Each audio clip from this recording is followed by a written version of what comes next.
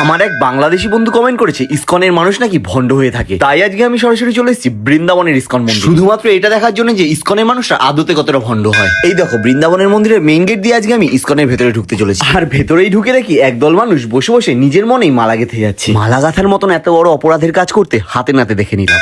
এইসব কি ভণ্ডামি রে বাবা, এরকম ভণ্ডামির কাজ আরো লোকে নিশ্চয়ই করছে, সেটা দেখার জন্য আমি মাঝখানের উঠোনটায় চলে গেলাম। এই দেখো হাত জোর করে এক ভক্ত ভগবানকে প্রণাম করছে, নিশ্চয়ই এও ভণ্ডই হবে। আমার তো এও খুবই ভণ্ড লাগলো। আচ্ছা তোমরাই বলো, কোথায় হরে কৃষ্ণ বলে দেশে বিদেশে বোম ফাটাবে অথবা নিজেরাই ফেটে যাবে তা না, সেগুলো না করে এখানে বসে বসে এইসব ভণ্ডামি করছে। ইসকন শুধু দেশের মানুষকে এইসব করিয়ে ক্ষান্ত হয়নি জানো। এই দেখো হাতে নাতে ধরে ফেলেছি এক বিদেশিকেও ভণ্ডামি করতে। তা বলি শুধু কৃষ্ণ নাম করলেই হবে? দেশে বিদেশে টেরোরিজমটা কে করবে?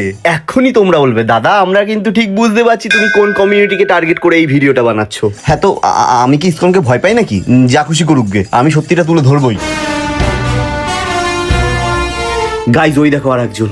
আচ্ছা এরা কার আন্ডারে এসব কাজ করছে, মানে কেন করছে, কে এদের সর্দার? এই ইসকন তো পুরো ভন্ডে ভন্ডে ছয়লাভ। চলো এবার খুঁজি এই ভন্ডদের আসল সর্দারকে। তার আগে আমার চ্যানেলটাকে সাবস্ক্রাইব করে দাও এটা জানার জন্য যে এই ভন্ডদের আসল সর্দারকে এবং আমি তাকে কিভাবে ধরলাম।